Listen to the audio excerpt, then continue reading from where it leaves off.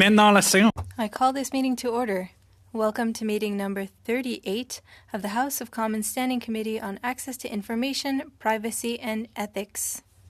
Meeting is taking place in a hybrid format pursuant to the House Order of June 23rd, 2022, and therefore members can attend in person in the room and remotely using the Zoom application. So, this meeting is pursuant to Standing Order 108 and the motion adopted by the committee on Monday, May 16th, 2022. The committee is commencing its study of access to information and privacy systems. So I would now take a moment to welcome today's witness. Carolyn Maynard is the Information Commissioner of Canada. The floor is yours for an opening statement. Go ahead, Commissioner. Merci, thank you. Alors, je vous remercie de m'avoir.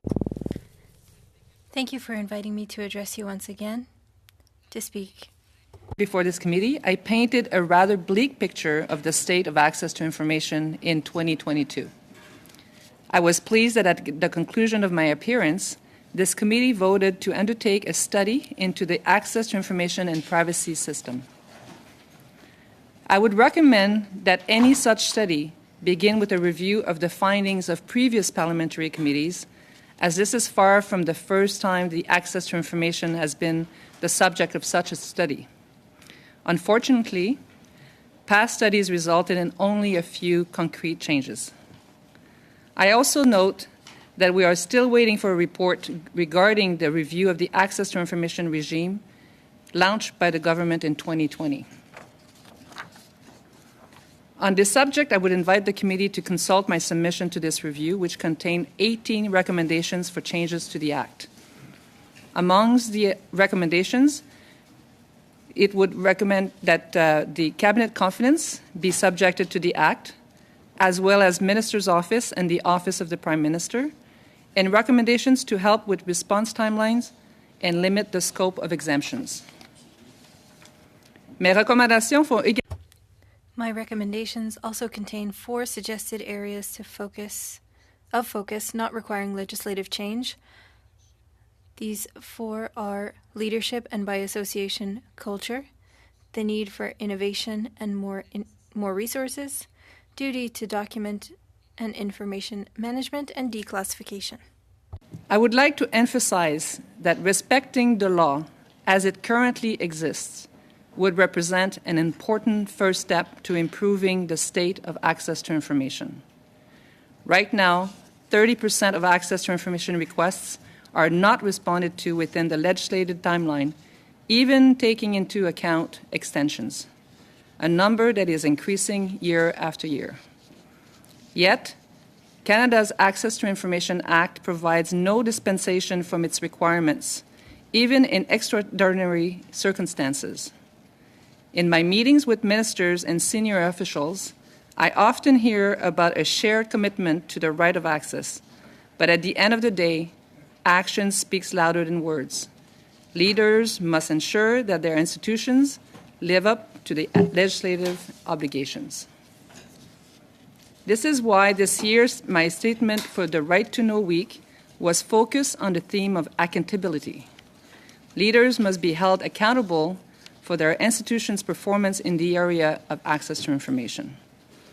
My provincial and territorial counterparts echoed this at the conclusion of our annual meeting held mid-September, calling leaders of public institutions to play their role of upholding the right of access and promoting transparency. Si nous désirons réellement. If there is any hope of improving things, leaders across government institutions must redouble their efforts, ensure that their organizations treat access to information as a collective responsibility, and treat the right of access as the quasi-constitutional right that it is. In closing, as you undertake this study, I will be pleased to appear again before this committee at any time to elaborate on any matter that could potentially help create a better access system for Canadians. Answer your questions. Thank you for those opening remarks. And first, Mr. Bazan, go ahead for up to 6 minutes. Chair, and I want to thank the Commissioner for taking the time to meet with us and help us with the study that we're undertaking. Treasury Board Secretary is statutory review of the Information Act be done by unelected officials, or should it be done by parliamentarians who are accountable to the people and are often the ones asking for this information? Under the current act, so the amendments that was made in 2019, there's two legislative review that are mandatory, one by the by Parliament and one by the Ministry of Treasury Board, the government. The first one was supposed to start a year after the act was approved, and then after that, every 5 years. So we're, like I said earlier, the TBS has launched the review in 2020. And we are waiting for a report on their findings. Apparently, it's supposed to be tabled at the end of this fiscal year. I am not sure that there is a parliamentary review that has been started, unless this is it. Like, I believe this could be it, because you are opening a review of this system. And for me, the system includes the Act. So maybe we should be including a review of the Act while we're undertaking the study. When you list the departments as to the ones that are complying with the access to information rules versus those that are laggards, where does the Treasury Board actually rank in that? The ones that are actually doing the review of your office and the Act itself, how are they in actually providing access to information that's been requested by Canadians? I have the list here, just a sec, so I gave you the right. Treasury Board is not in my top 20. So they're not doing badly at all. But like any other departments, nobody's doing great, because everybody is having difficulties meeting the 30-day time limit. There's a lot of issues with extensions. My office has received 70% more complaints this year than last year. And I think it's just a question of leadership. I think the departments where the leaders are believing in access and are showing it and are giving the resources appropriate to respond to the access requests they receive are doing better. But this year, again, like we're seeing another increase. I think at this time, I may receive up to 10,000 complaints this year if it continues the way it is. That's a record. Yeah. Every year it's a record. That's unacceptable. Not a good record. So I know that on top of length of time to get responses back, I know I'm looking at one here that took 270 days to get. So the 30 days plus 240 from a number of different departments. Now, I have one access to information here, and it's from the Department of Justice. And the question was about Minister Mendicino's involvement with the potential falsifying records as to when the College of Immigration Consultants Act was actually brought into force. All the documents from the Department of Justice are redacted, claiming solicitor-client privilege.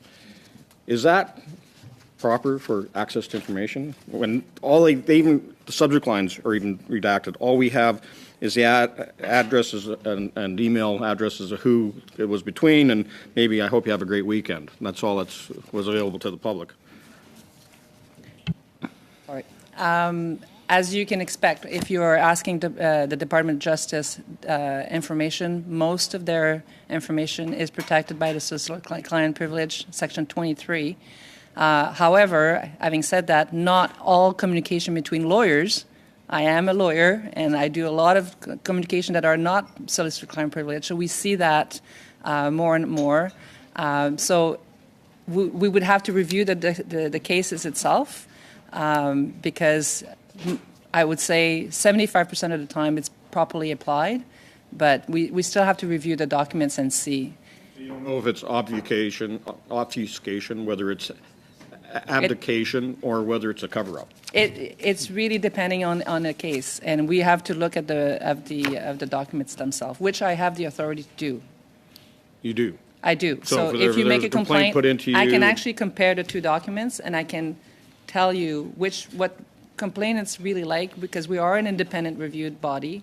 So we can tell them on the phone, this is a legal opinion, you're not going to get it. Or, yeah, this is something that we're going to have to push a little bit more. Yeah. Well, essentially, what we have here is 150 pages that have been redacted or completely removed under Section 23 of the Act, which is the solicitor-client privilege case. So, I wonder what type of faith Canadians will have when they go to the Department of Justice, or, like, this is even worse than the stuff we get from Privy Council. When we do an access to information from Privy Council stuff, yeah, will be whited out or darked out and redacted, but this goes beyond the pale. That they're taking everything that might be inconsequential to the information that we're seeking.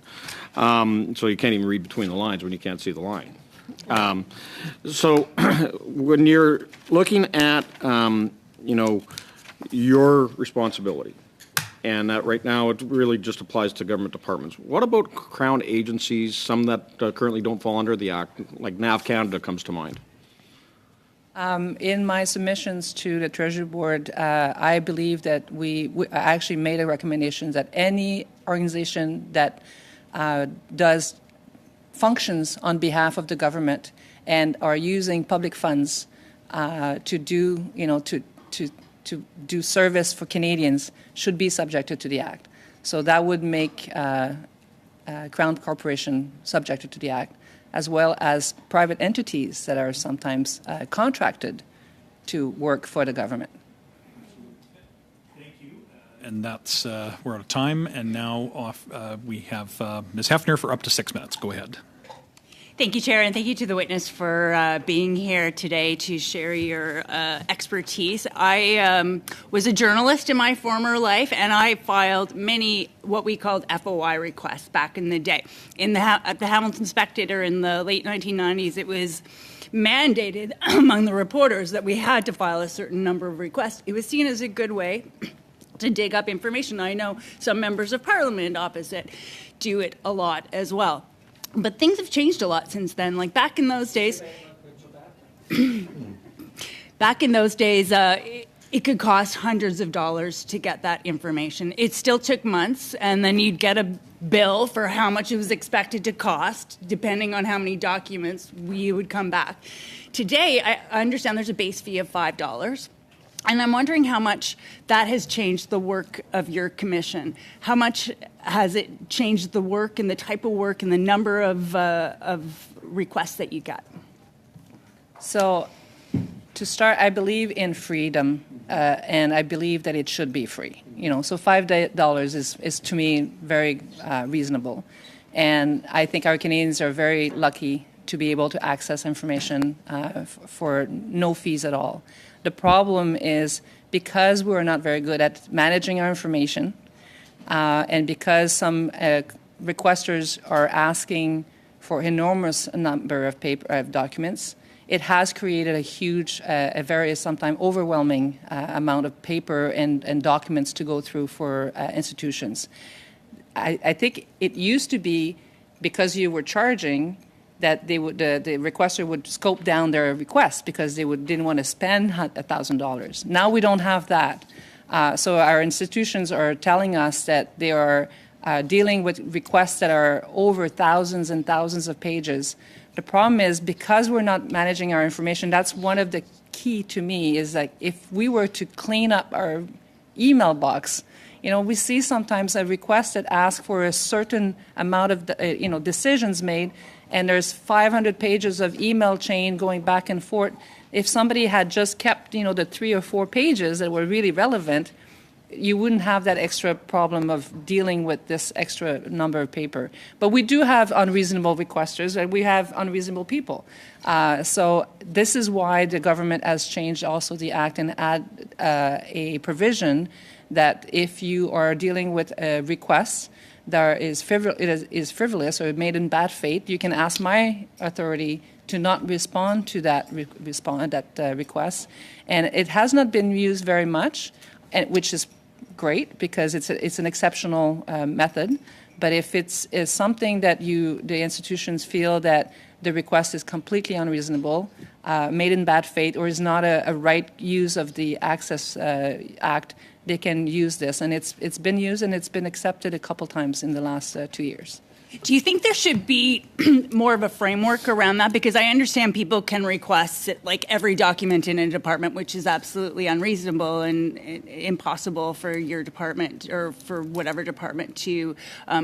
Should there be a framework where it's more balanced, a more nuanced process? Is there a way to, or is the current way that we're handling it with your authority enough? The Act is there to make government accountable and to improve our democracy.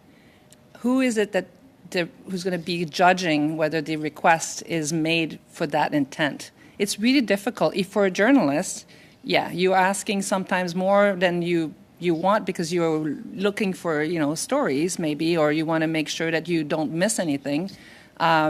I think it would be difficult to start saying what kind of intention behind the request should be. I think having it globally the way it is, it's freedom. It's to giving the Canadian as much as we can. Maybe having some limitation in terms of which we already have in terms of unreasonable requests that are made in bad faith.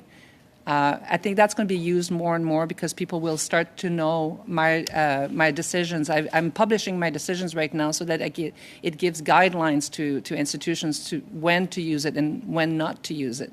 So I'm hoping that that's going to reduce the number of those type of cases. Thank you. And I know that our government has proactively released a lot of documents that previously would have been covered under the legislation. Has that changed the work of your commission at all? The legislation now is requiring proactive disclosure of a lot of the information that was already covered by policies before. The one thing that's been added, and it's very useful, is the list of titles for briefing notes. But at the same time, when you see the title, what happens is the requester now are asking for the document they want to see, or people are very creative in the title, so it doesn't really say what the briefing note's about. So that's something I think it would be interesting to know how much as because of that has resulted in more access requests. What I would like institutions to do is to proactively disclose information that is requested by Canadians, and it's not on that list. So call it proactive disclosure or voluntary disclosure. But if you get 3 requests about the same thing, COVID contract or vaccine, just publish it. And then you won't get the access request later. So that's where I think our institution needs to do a better job at determining what is it that people are asking for. That's helpful. Thank you. I think that's my time, right? You went a little bit over, but not bad, and we've got some time today. Mr. Bazan had also been a bit over, but go ahead now, Monsieur Villemeux. In my question.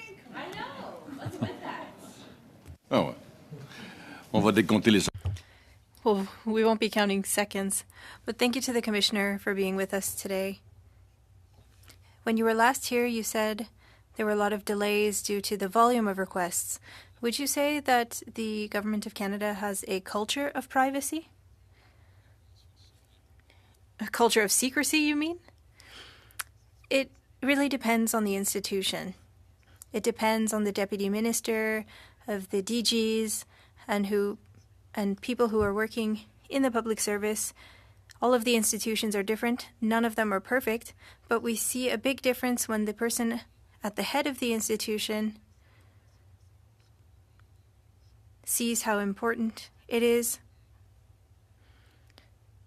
Revenue Canada, for example, the Commissioner asks every 2 weeks to see what's going on with access to information, and there's been a lot of change, positive change at that institution.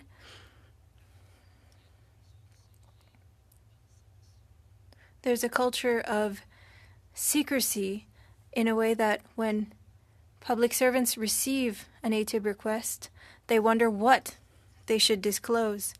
And it's hard to change that mentality. And we want institutions to offer training for all public servants.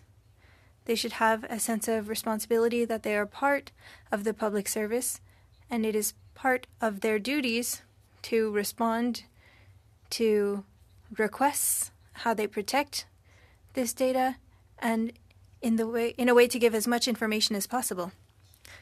Question: what would be the motives for classifying a contract as being for national security reasons? Answer: it depends on how the contract was written. There are sometimes modalities for confidentiality.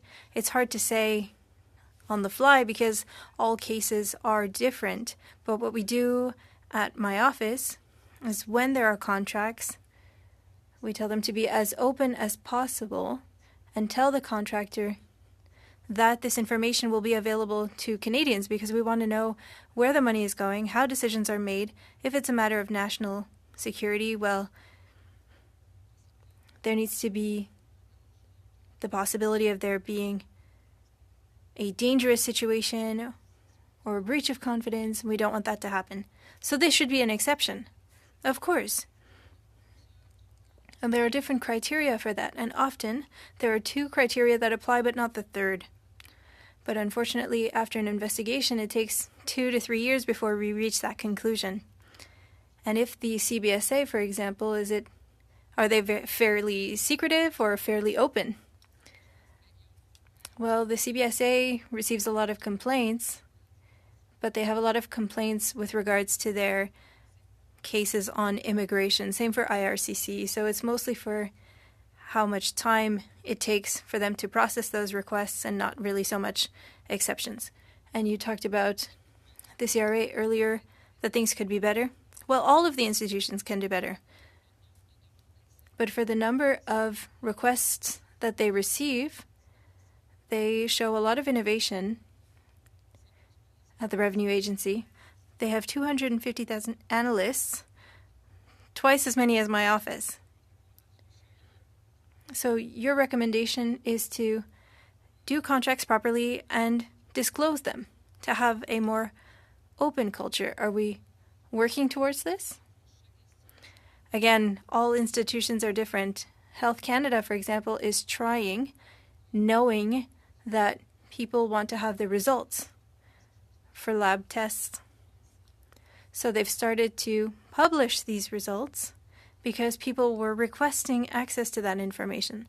So if institutions went with the requests that they're receiving every year, and they made a list of their top 10 requests, in the United States, after 3 requests, the information is shared. If we had something like that in Canada, a list of requests, and instead of waiting, I think access to information requests should be the last step. Information should be made public. It's information for Canadians. In one of your recommendations, you talked about cabinet orders. And that's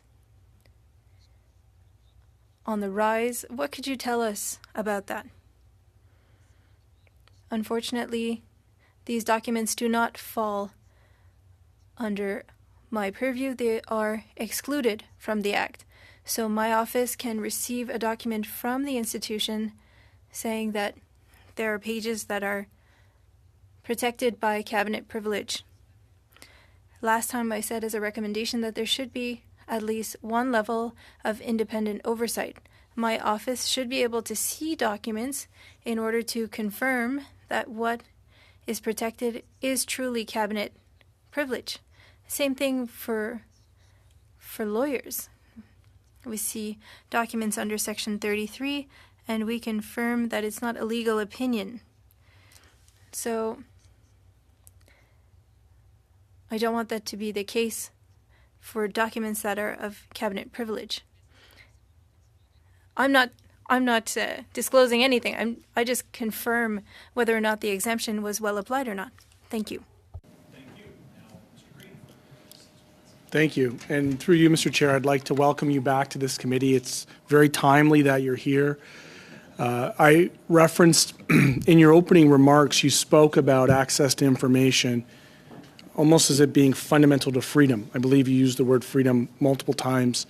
Could you perhaps, from your perspective, give us your value statement or your reasons why you believe in a democratic system, access to information is a fundamental part of our freedom? It's part of our. To me, it's without information, without knowing what decisions are being taken on what facts, on what data, what's the money being spent. Our Canadians are not aware, and we keep talking about Canadians losing trust in our democracy and losing trust on our government. Interestingly enough, the municipality level are the most public. You know, they do hearing with the public, and the Canadians can go and listen to the decisions being made at the municipal level. At the provincial and federal level, it's very difficult to obtain information. And this is why I think we need to be proactive in our sharing the information, because Canadians, they're asking more and more questions. They know about their rights. And if they don't have the information from our own institutions, they're going to turn to other sources of information, which will lead to misinformation. Absolutely. So, you know, this is why I think the more you give them, even if they don't agree, and that's why democracy is so important. Sure. They don't have to agree with you. They don't have to agree with, you know, the other party. But at least they understand. It's the same with our kids, you know. They ask us questions and we explain. They don't have to agree. I do agree with that sentiment, and I reflect on stories about a prime minister's office using dozens of secret orders in council. I reflect upon my work at the Emergency Act Review Committee, where senior cabinet members are refusing to disclose basic information to the committee, contrary, in my opinion, to our parliamentary privileges. In fact, some senior staffers actually just outright saying, both at this committee through the RCMP and at other committees, that they will not give us the most basic information here. In fact, there was a situation where... Can you please pause my time? And can we make sure that all the sound is off from the staffers? It happens from time to time, but it does throw you off. Thank you. Where was I? Okay, can you take that out into the hall, please? I'll ask that. Okay. We're, yeah, that's all right. It's not fun when it happens to you. So. You have 3:20-ish. I'll take those 3 minutes. Thank you very much. And over 3. I'll pick up on this notion of, this government ran on being open by default. In fact, in 2018, it implemented a Ministry of Digital Government. For 3 years, it had a Ministry of Digital Government, which it then canned unceremoniously in 2021. And, in my opinion, a culture of, a very secretive culture of obscuring the facts from the general public and the House of Commons.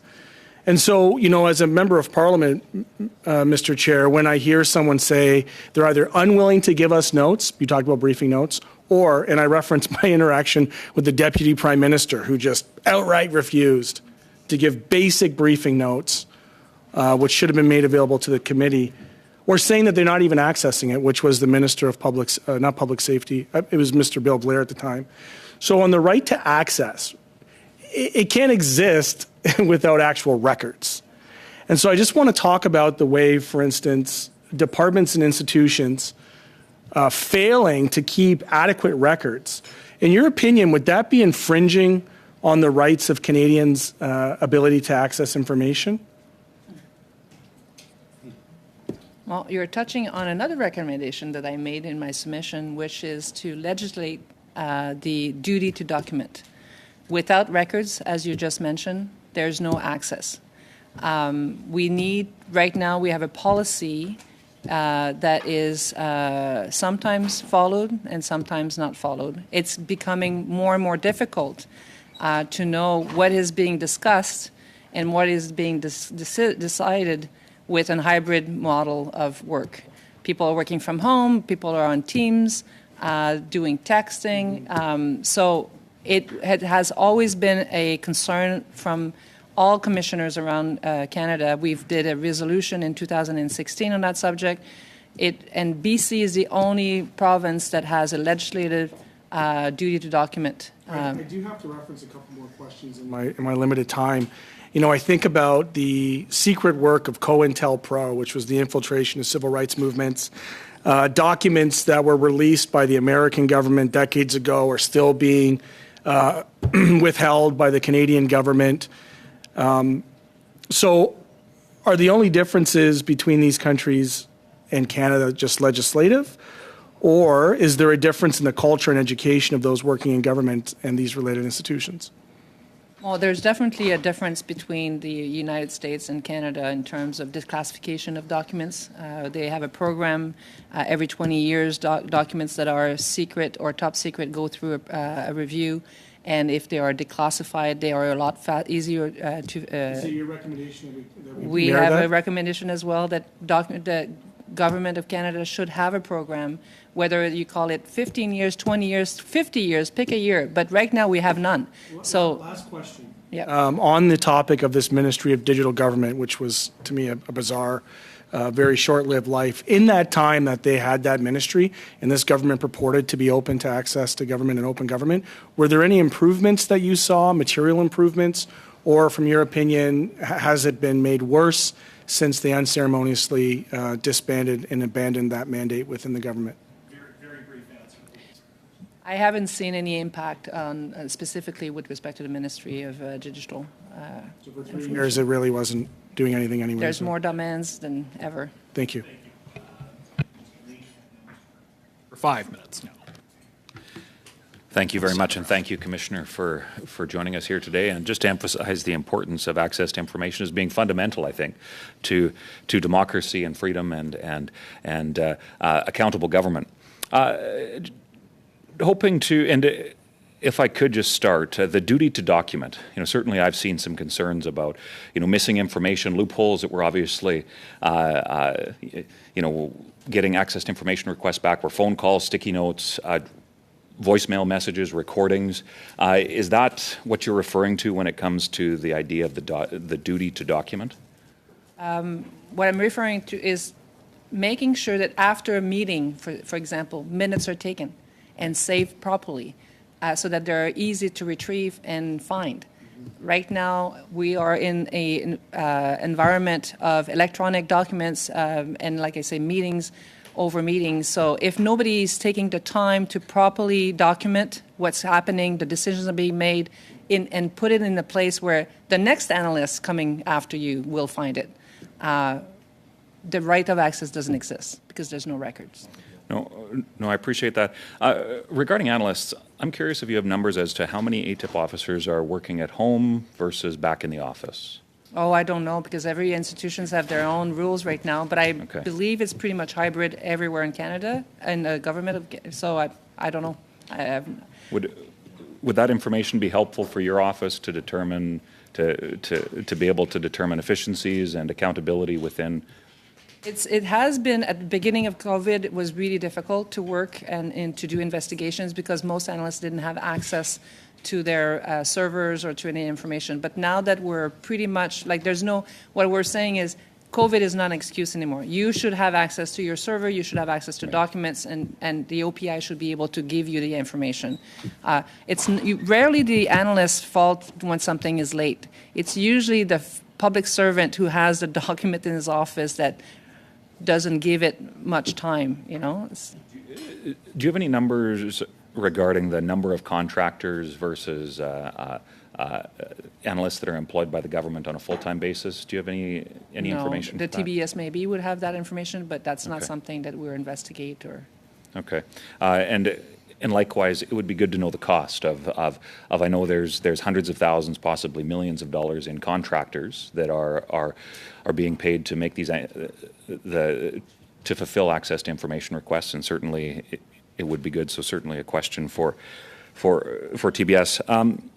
Whistleblowers, and I know that I'd asked you, I believe, this question when you appeared before the committee before. I'm just hoping to give you a brief opportunity, because I have a couple more questions, but a brief opportunity to talk about the need for whistleblower protections within Canada.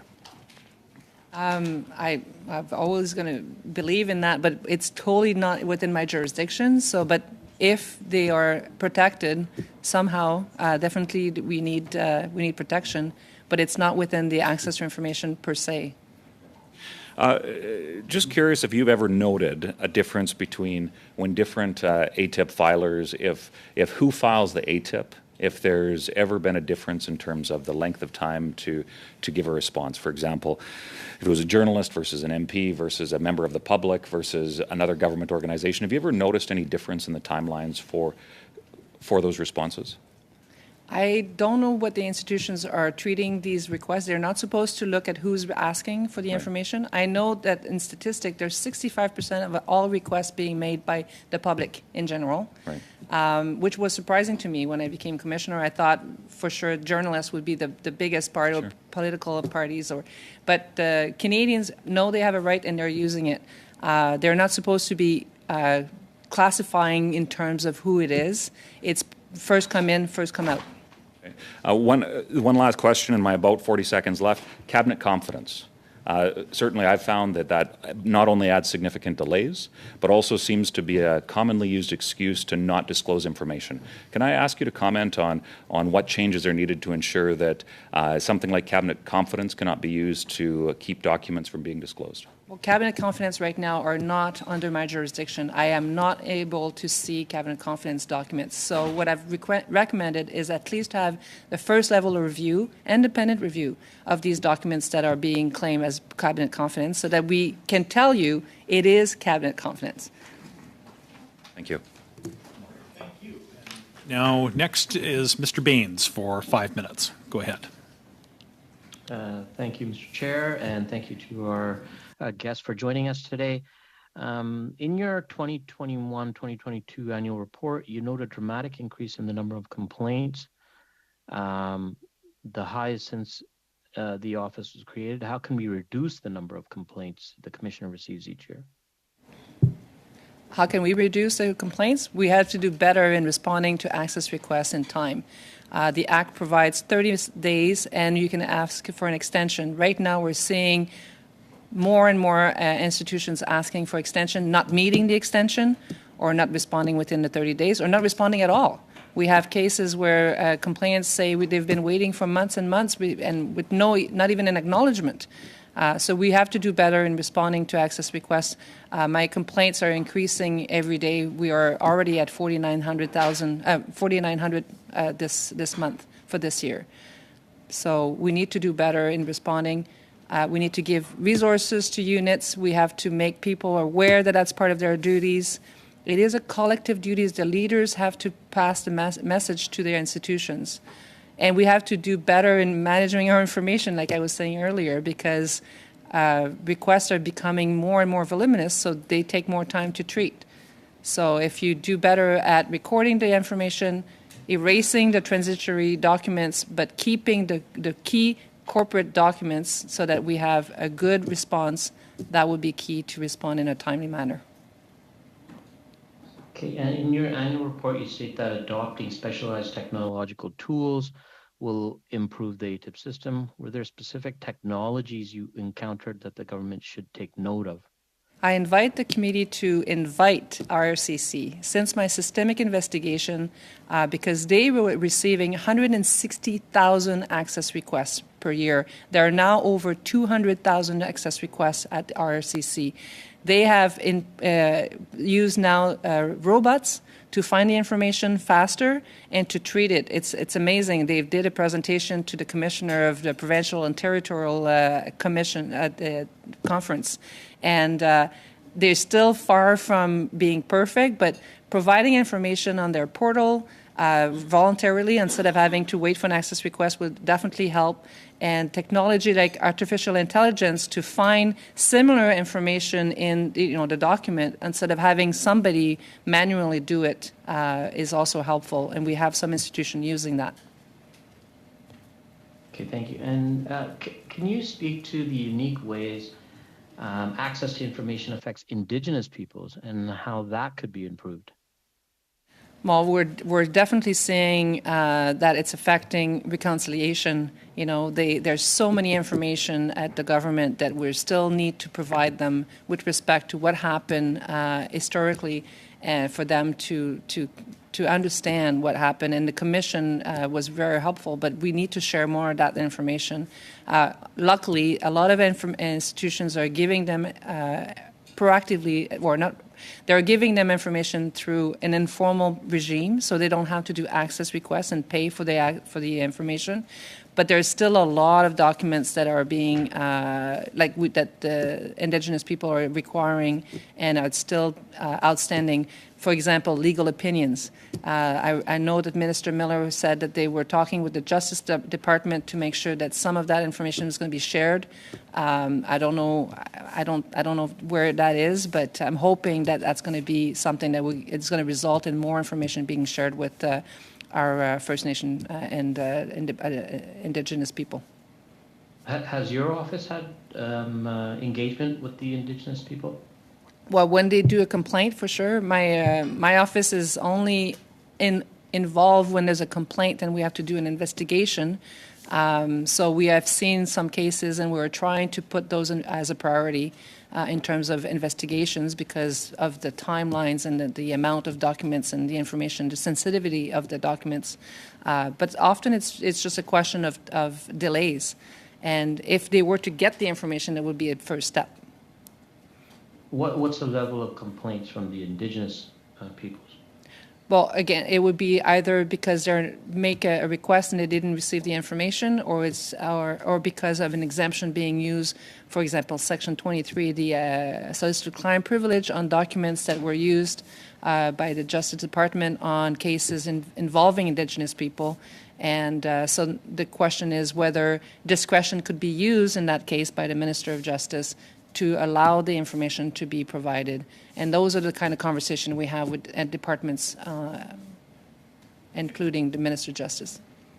Thank you. Maintenant, pour...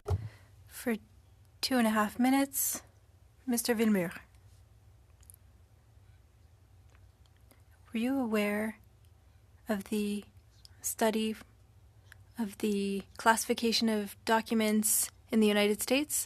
In that study, they mentioned that public servants that were responsible for classifying documents took an extra step to avoid blame.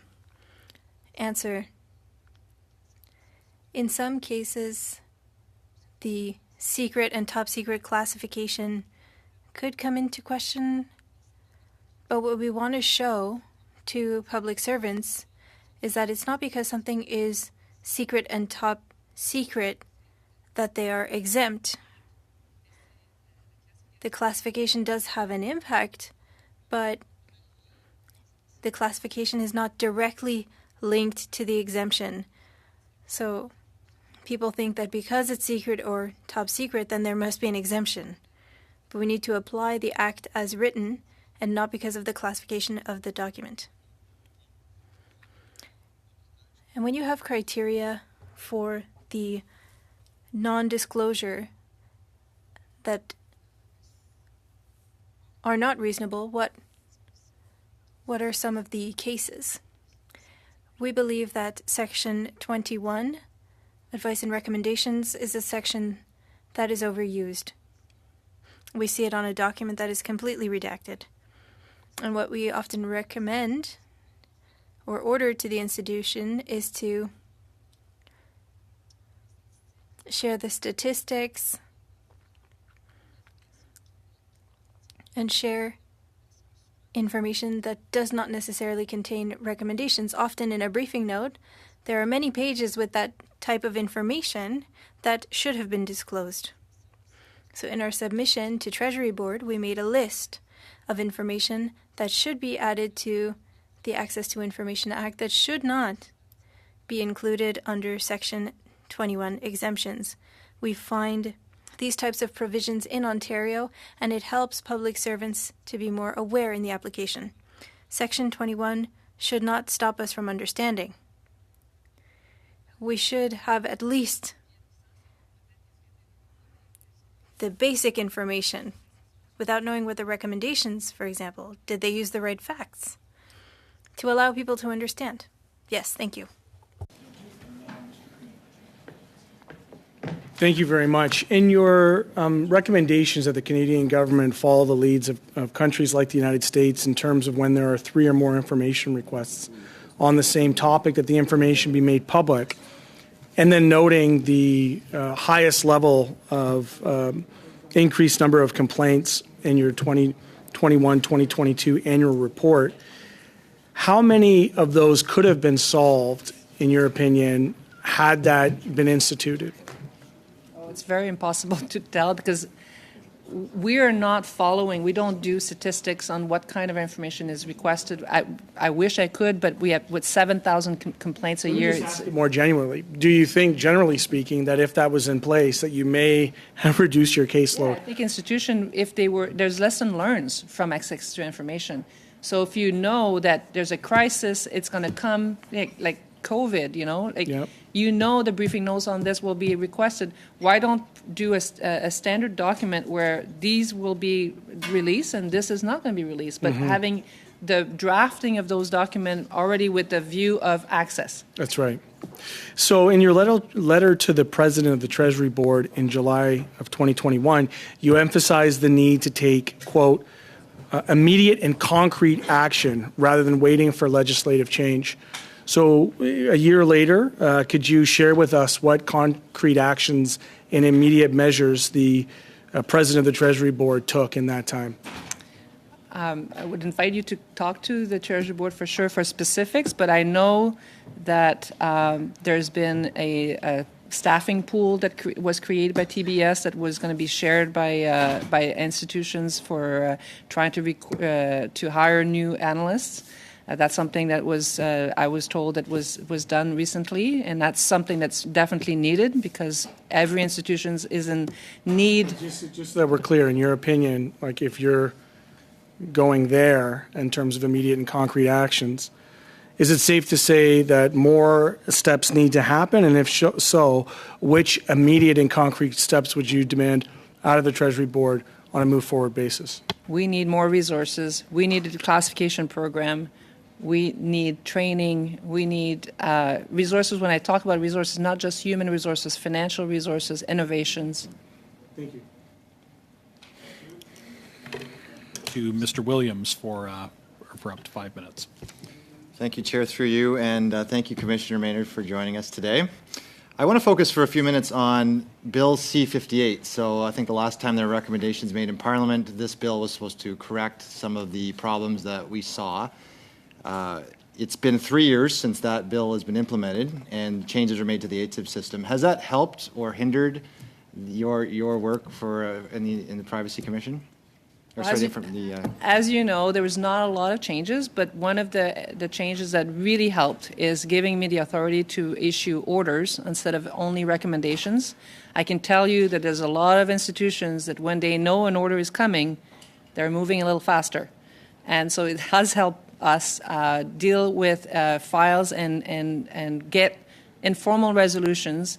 And also, when we don't arrive at an informal resolution on a case that the complainant is still not satisfied or we issue an orders, I love the fact that we can now publish these reports because that's something that we couldn't do before. So we were missing about 35 years of jurisprudence from my office. All kind of cases that were investigated and positions that were taken that were not publicized until the annual report. Once a year, it's not enough.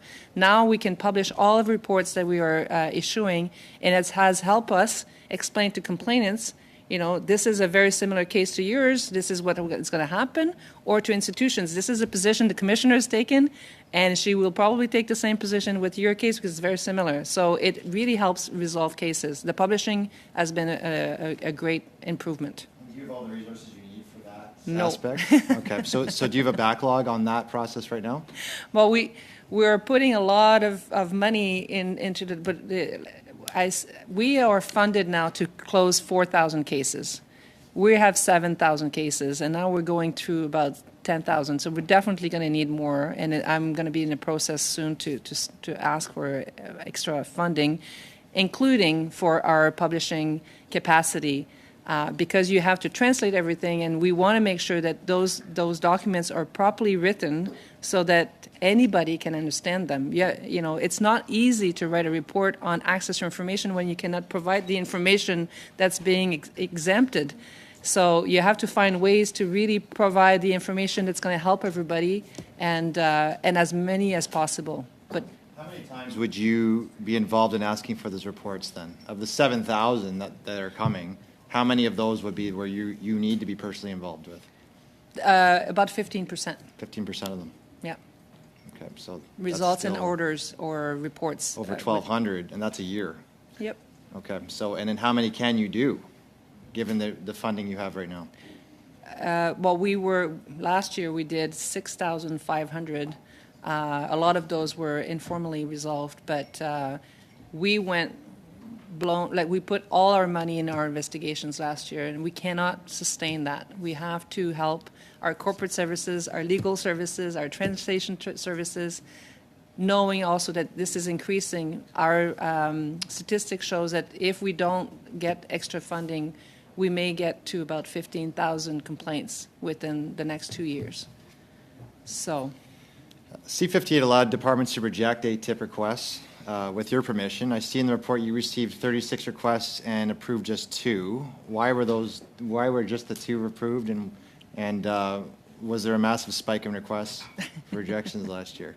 well, most of the time is because the institution didn't do his homework before they ask for a permission not to the duty to assist is very important. So when somebody is asking for an enormous amount of file, it's not because there's a lot of documents that the request itself is unreasonable. And sometimes the institution doesn't go back to the requester trying to scope down, explaining to them, you're going to receive 22 million pages. So what we are often telling the institutions is start with the duty to assist. Go talk to the requester. Make sure that you've done those steps first. Then come to me. So I think that's a learning step. But the ones that we agreed to give is because they were clearly made in bad faith. Somebody had already received all the document and asked for them again, or things like that. Okay, one last question. Over the last few years, you've heard reports of departments deliberately evading ATIP requests by using code names. So the one case was Vice Admiral Mark Norman, and they used a code name for the Vice Admiral specifically to evade ATIPs. Is there recommendations we need to have made to avoid this in the future? Well, there's already a provision under the Act that if you are doing anything, changing a document, erasing a document, destroying a document, it could be a criminal offense. So if I see evidence of intentional, measures taking to take away access, I can refer it to the Procurator General. So and you would be the one to refer that yes. yourself, personally? Yeah. Okay, thank you. Go to Mr. Fergus for up to 5 minutes. Merci beaucoup. Thank you very much, Ms. Maynard, for being with us today. Your testimonies at this committee are always very interesting, and you give us a lot to reflect on. My office had examined some data. You mentioned how the Immigration Department receives a lot of ATIP requests. According to the analysis done by my office, the ATIP requests for that department represented about half of requests, and now it's more like 3/4. What could explain this significant increase in requests? And secondly,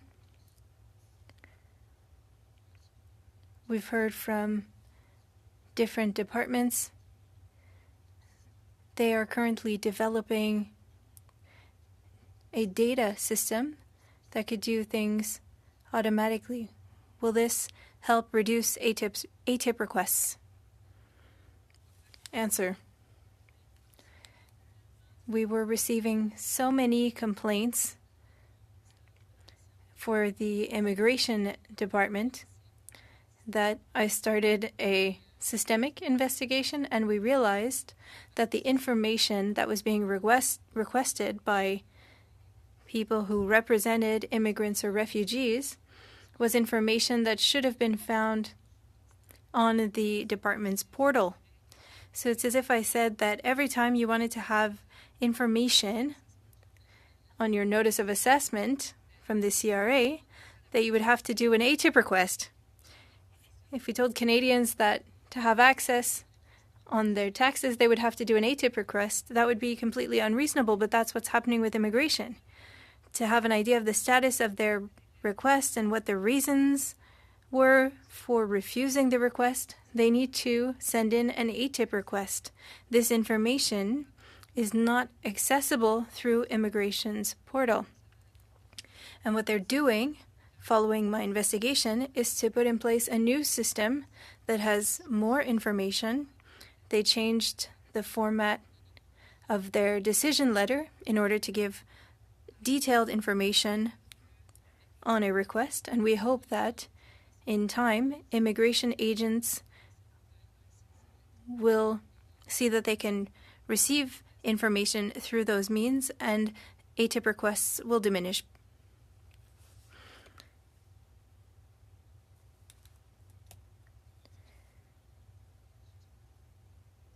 Maybe I shouldn't make a link here, but in your testimony today, you talked about unreasonable disclosure. And of course, this exists. But you said that public servants need to be more judicious with their emails. Could you tell us a bit more? How can public servants and the government better manage electronic information instead of having a chain of hundreds of emails? My office published guidelines on this so that public servants could better understand their roles. I think it's called 9 Tips How to Deal with Your Emails. I don't remember the French title, but we see that it's a problem. Even in my office, we give people half a day to clean up their emails, their inboxes, because they don't have any space left. But this shouldn't be something that is required. People should do it systematically. And what we see is that if you're 5 sharing the same email, only the person who is responsible for the initial email should keep the chain of emails, and not all 5 people. When there's an ATIP request, all 5 people kept that email chain, and all 5 of them need to reply to the ATIP request. So you'll end up having the same thread of emails 5 times. So if we had clearer rules about who needs to keep these emails, I'm not saying erase all emails in your inbox, but it's good to classify things properly. It would be nice to have a repertoire to find documents outside of your personal emails that after you leave, no one will have access to these documents. Sorry, but we will have more time. I'm just going to propose to committee members that we've just completed 2 full rounds, another rubric of time allocation for members.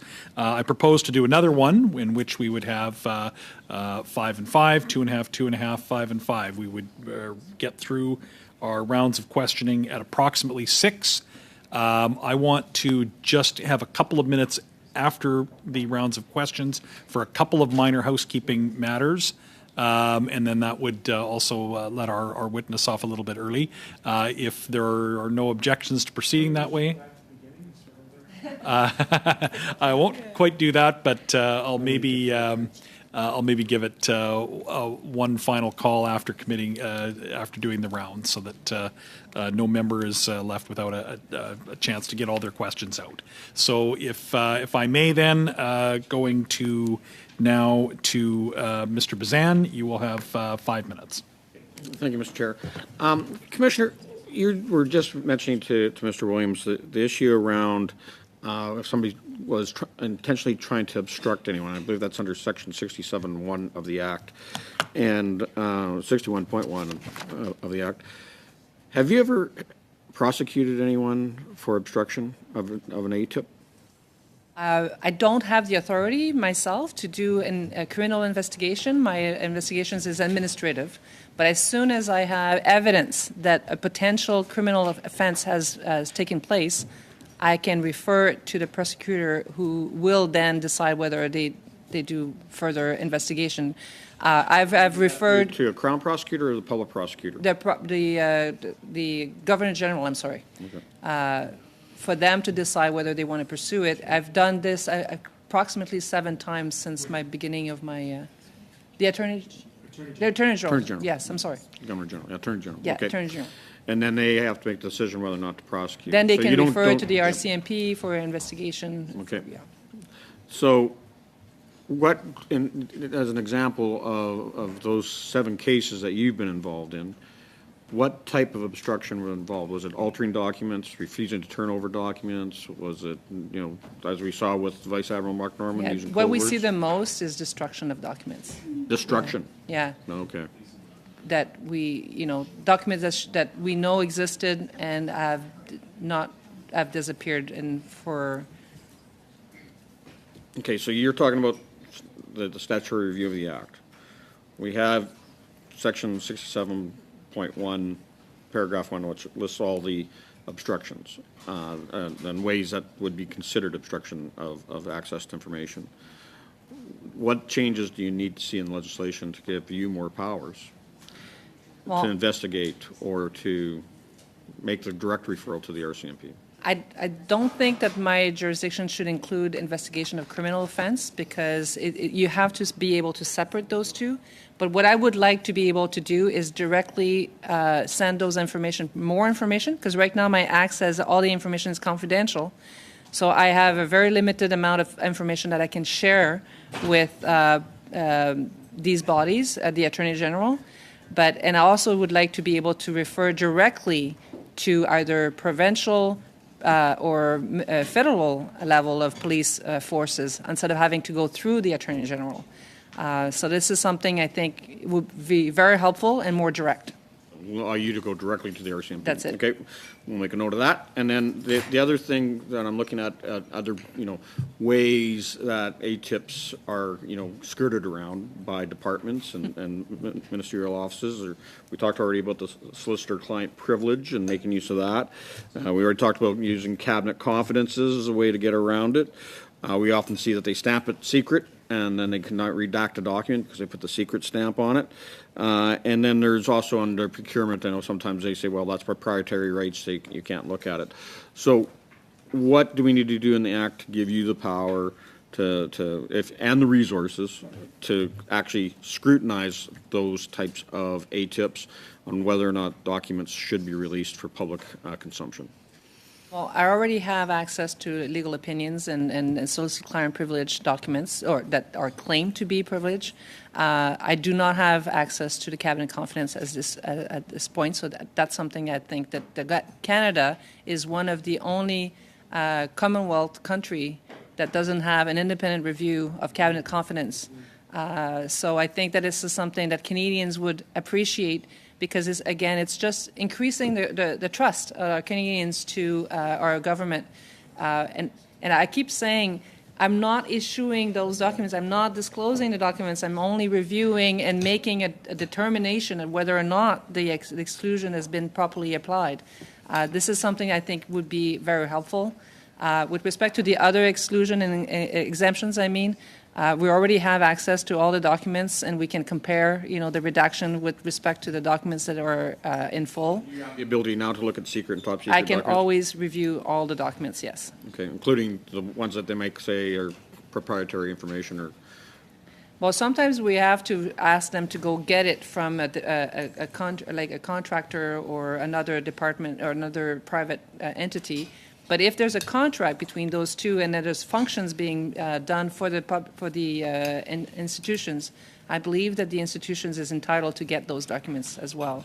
And then what type of enforcement do we need to shorten down the timelines? It's supposed to be 30 days, and as I use the one example, the Department of Justice took 270 days. I got a call from National Defense on one that I filed 2 years ago. They still haven't filled it yet. What do we do to make sure there's penalties in place for foot dragging? I think we just need more resources, we need more innovation, and we definitely need more leaders that are believing in access and telling their institutions that they should have the resources for that. Yep, thank you. Okay, thank you. You were out of time before that question began. So, that was a good question. It was a good, well, they're Monsieur all good Président. questions. Mr. Chair, I would like to intervene 30 seconds if possible. I would like to ask a question on the work of the committee today. You mentioned that you want to end at 6 o'clock, but it wasn't included in the notice of meeting. So perhaps we could let all the members ask their questions and have a full round of questions because it was not foreseen on the schedule. Thank you. Well, the chair does have a fair bit of discretion with how we allocate this. I don't want members to be denied the opportunity to ask questions. I'm going to complete the round as per the rubric that was adopted by parties at the beginning. But when we get through this, I think there will be time beyond that if members do wish to ask other questions. That's why I said I would do a final call before adjourning the meeting. So we'll try and make sure that all members can ask their questions. And with that, I will go to Mr. Fergus, and then after that, we'll carry on. So go ahead, Mr. Fergus. Thank you, Mr. Chair. For 5 minutes for Mr. Bazan. Thank you. I would like to continue on the discussion that we had previously. I have 2 questions for you, and I might have to interrupt you in your response to ask my second question. So for my first, just to follow up on what you said,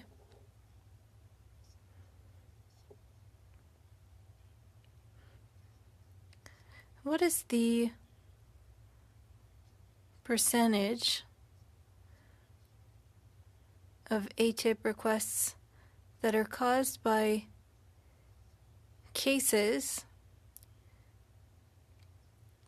where there were repetitive emails, there was duplication of information? 5%, 20%? Answer: most of requests nowadays, so over 50%. Yes, because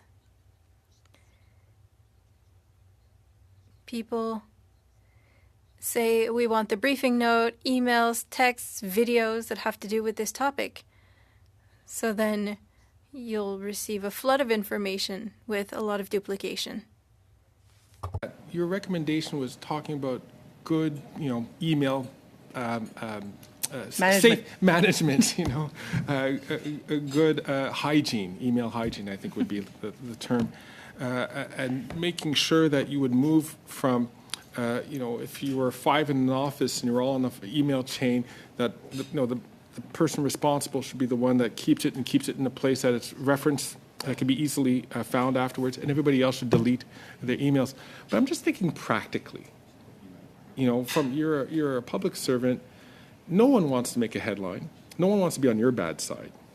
And let's say 4 of the 5 delete their emails, but maybe there was a cross discussion that happened with one of those 4, and they didn't even think about it. They just erased their emails. But when you come in and make an investigation, doesn't it look like they were hiding something, or that they were erasing information so that it wouldn't be tippable? I mean, isn't that the uncharitable interpretation that could happen? And wouldn't that put amazing pressure on that individual public servant who really in good faith thought that all the information was copied and they were safe to eliminate that information.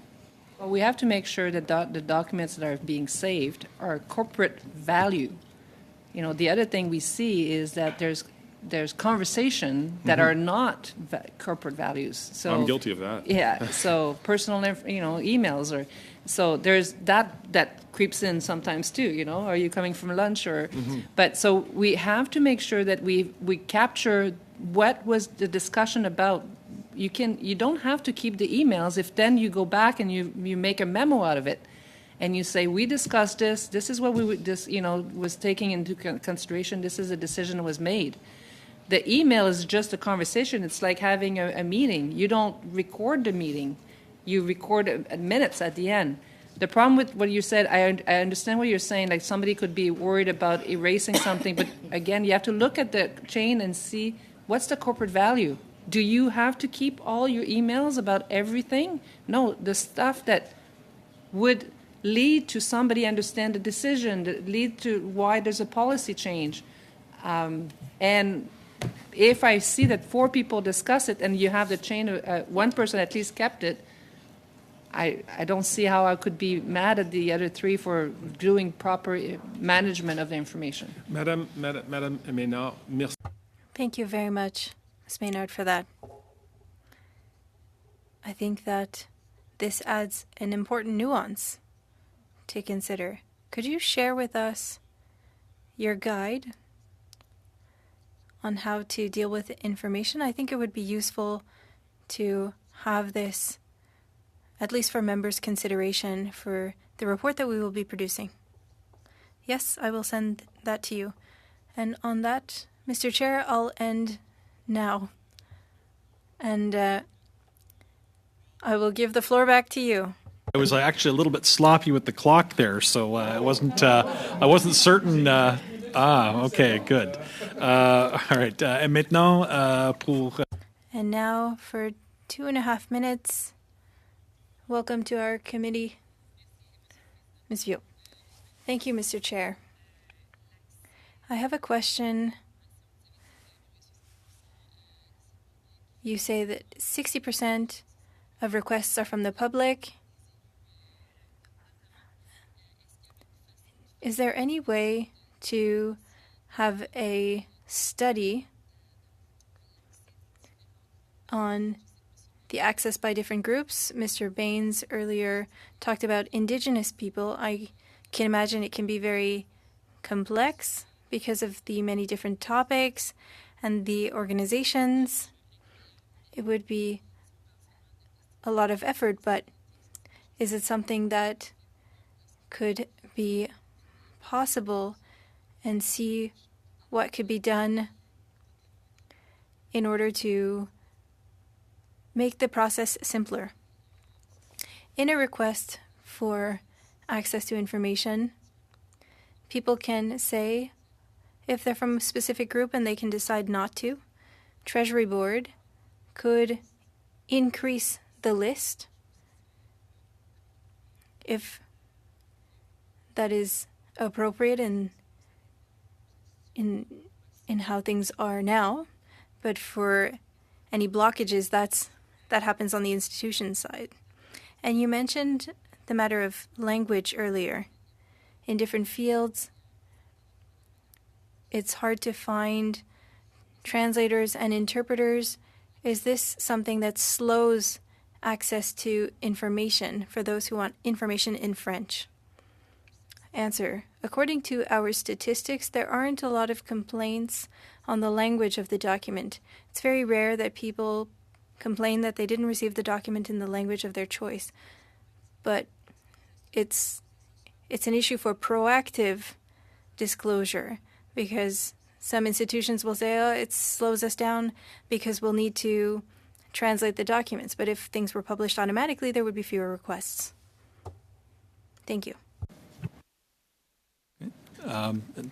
Thank you. And with that, now for 2.5 minutes, Mr. Green. Thank you very much. You contemplated the relationship between the solicitor and the client, and I think about the recommendations by the former Attorney General Jody Wilson-Raybould about separating out the Ministry of Justice and the Attorney General.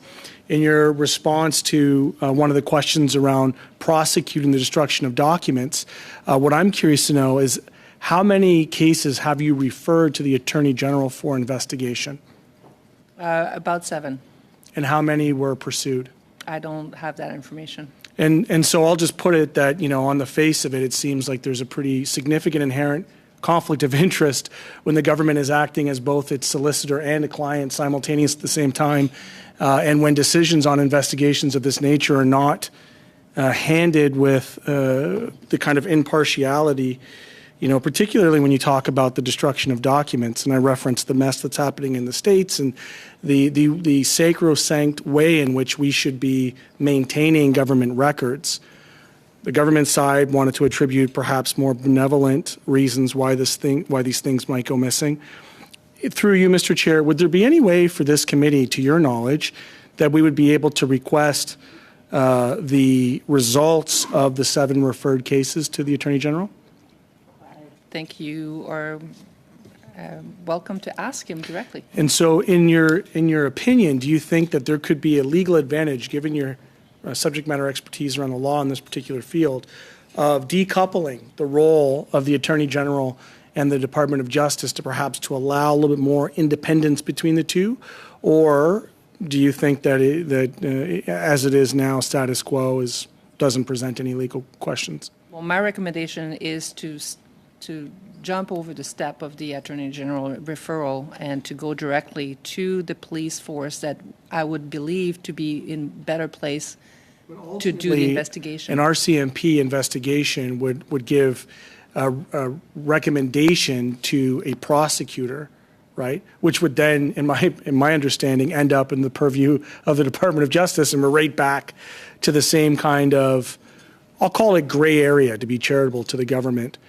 And so, Mr. Chair, I know my time's up, but I'm just wondering if there's some way in which this committee, through its reflection on this testimony, that we'd request from the Department of Justice, the Attorney General, just what happened to those 7 cases and what's their rationale for not pursuing them for the criminality in which they were flagged for. Okay. Thank you. That request is noted, and I will, if Commissioner Maynard, if you'd like to respond, you may, but it sounded like Mr. Green was making a document request. Okay. I'm not going to put you in those crosshairs. All right. With that, then, so the final 2, we have Mr. Williams, followed by Ms. Khalid, and then we'll have one last chance, and then a little bit of housekeeping, and we should be off a little after 6. So go ahead, Mr. Williams. Thank you, Mr. Chair, through you. Just to follow up on my colleagues' questions, so what recommendations can you make, or how do you ensure that your position is never compromised by being politicized? I have to say I feel very confident that my office is very independent of the government. We have issued investigations against all departments and involving PCO, which is under the purview of the Prime Minister. The only part that is not clean, in my view, is the funding. We have not been able to obtain an independent process under which we can get appropriate funding. And I'm talking we because a lot of agents of parliament are in the same boat as me, like the Auditor General.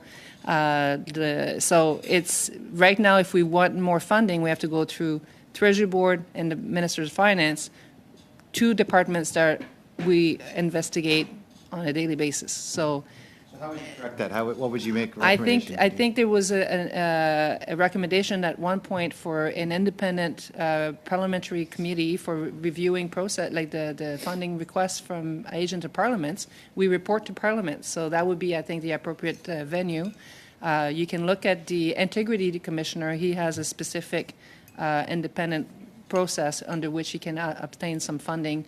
The Election Canada Chief of Election has also his own process. So it's feasible, and it would render my office completely independent from our government at that point. Good recommendation.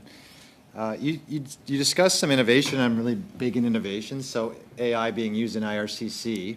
Are there other countries doing more innovation? Are there other models that we can look to in Canada to better the process, to be able to catch things up?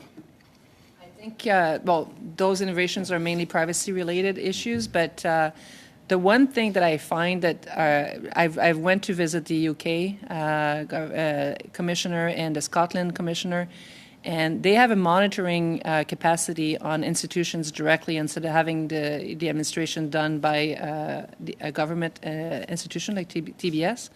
And the reporting of the institutions goes directly to the commissioner. So when you see after 3 months that somebody is struggling, an institution is struggling with requests, the commissioner has the authority to intervene. And I think those type of jurisdictions are interesting because you don't wait for the complaint. You can, have a proactive action and an outreach kind of jurisdiction, which authority would be nice. You know, there are more than one country that does that? Are there others that do I'm that? sure there is, but there's so many. Everybody has a different act and a different, type of jurisdiction. There's ombudsman, there's commissioners, and we try to keep up with, what's going on. But it's really the institutions that have to invest in those innovations and look at what can help them. And technology is always a solution for sure. Are there other governments, we talked before about posting, or I forget the term you used, that proactive disclosure? Are they using any technology to do that? Is there, I mean, you talked about the municipal level, I came from that level. Sometimes they're not as proactive as well. What's the best recommendation you can make for that from using other countries, or just based on what you think we need to be implementing? I think that is definitely something that's it's internationally equal. Everybody is pushing their government to do more proactive disclosure. We all agree that more information given without having to go through the access system, which is already overwhelmed, is key. One of the issue we have in Canada is well, it's not an issue that we're privileged, but we have to provide the information in 2 languages. So it adds some restriction there, or challenges where a lot of other countries don't have that to deal with, including the United States, who's providing a lot of information proactively. Okay. Chair, am I out of time? Do I have another question? But we're, I think, So steering I'll go quick then. Your last appearance, you talked about the departments with the worst records right now for ATIP, so IRCC, CBSA, RCMP, CRA, PCO. Have you spoken to any of these institutions since, and are you encouraged by their progress? I am very encouraged with IRCC. They are doing an action plan in response to the systemic investigation. The results are not here, but I'm guessing, I think that this is coming. We will see some improvement there. Unfortunately, we're not seeing it now, but it's something. The library and archive, I had to do a systemic investigation because we were not seeing any improvement at all. And luckily, that led to them obtaining substantial help financially. So I'm really looking forward to see the action plan and how that's going to impact their unit as well. Thank you. And with that, the last round, although I said I'd do one last check afterward, but within the normal schedule of rounds, you have the last 5 minutes. Go ahead, Ms. Khalid. Thank you, Chair, and thank you, Ms. Maynard, for taking the time today and for answering our very extensive questions. I have 2 questions. First and foremost, have you felt that the addition of a complaint button on your website and then through social media, has that been a good news story that has had impact in how your office operates, and has that led to an increase in the number of ATIPs that your office receives? The online complaint form. It has helped, actually, I think, reducing the number of complaints, because as you go through our website and the complaint form, it does kind of provide some information as well of whether or not you're too late, or whether it's the appropriate place to put a complaint. So the online complaint is open up accessibility, but as well we use it as a tool to educate and to properly inform our complainants about the rules with respect to the complaint system.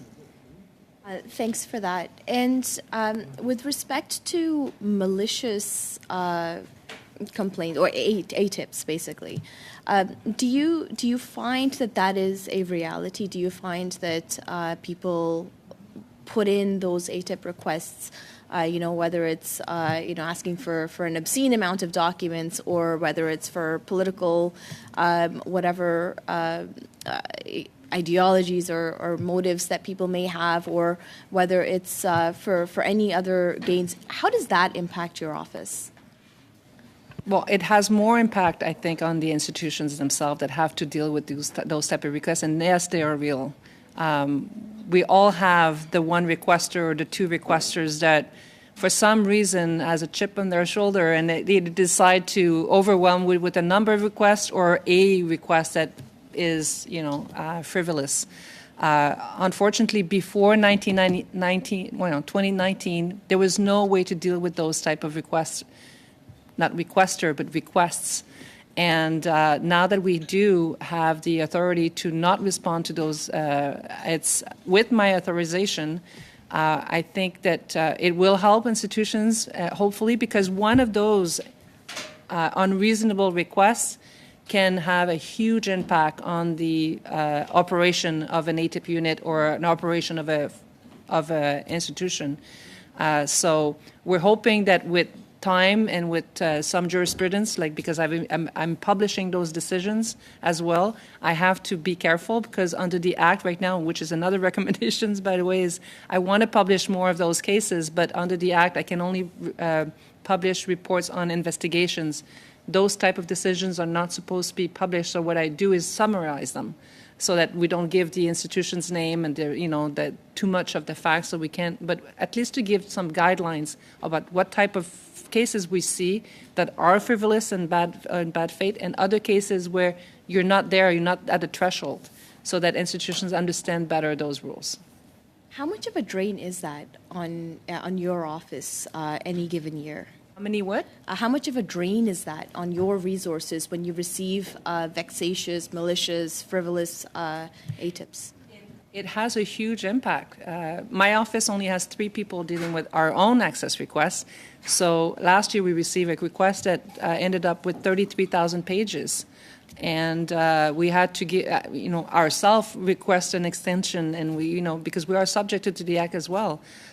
We don't want to say no to access requests, but sometimes we are realizing that it's difficult to negotiate or to understand what's behind the requests, and so I'm sure institutions, like I said, they all have their 1 or 2 or 3 requesters that are difficult or asking for information that at the end of the day you kind of wonder, what are you going to do with those 22 million pages?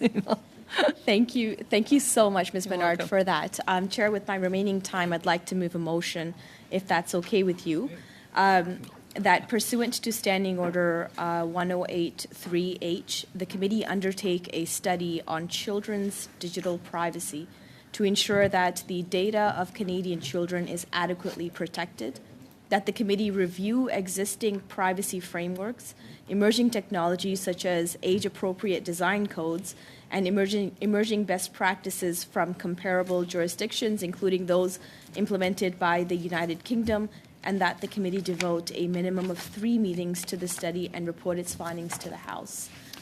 Chair, I think as more and more children are using devices and have access to a lot of the digital world, I really think that it is pertinent upon our government to ensure that we're really taking a deep dive and a deep look into how these companies or these data apps and channels are taking that information of the very sensitive nature of children, very, very tender aged children, and their online practices and how that data is used. I think it is very important for us to take upon this study and ensure that we are doing right for Canadian kids as digital reality becomes more and more a reality within our households.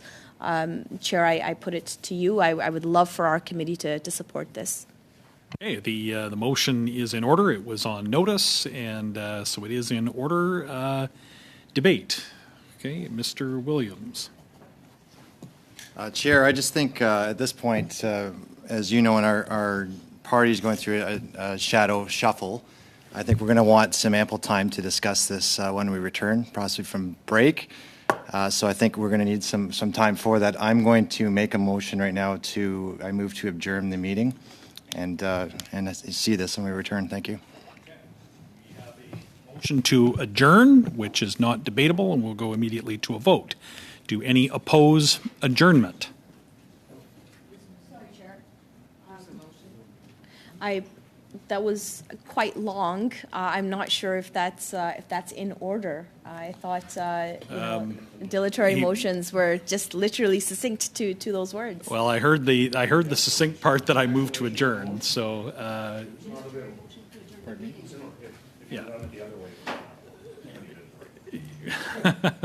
He had some remarks before he moved to adjourn, and that is in order. That he the motion to adjourn is in order, and are there those opposed to the motion? Yes. So there is no debate. We will go to a vote. Thank you, Mr. Chair. The vote is the motion from Mr. Williams to adjourn the meeting. Mr. Baines. I vote yes. Monsieur Fergus. Je suis contre. I'm against. Ms. Hefner. Moi, je suis contre. Ms. Khalid. I vote against. Ms. Jones. I vote against. Mr. Bazan. I vote for. Surprise. Places to go, people to Mr. see. Kurek. I vote in favor. Mr. Williams. I vote in favor. Madame Gill. En faveur. Mr. Green. En faveur. 4 nays, 6 yeas. With that, meeting adjourned. Pardon me?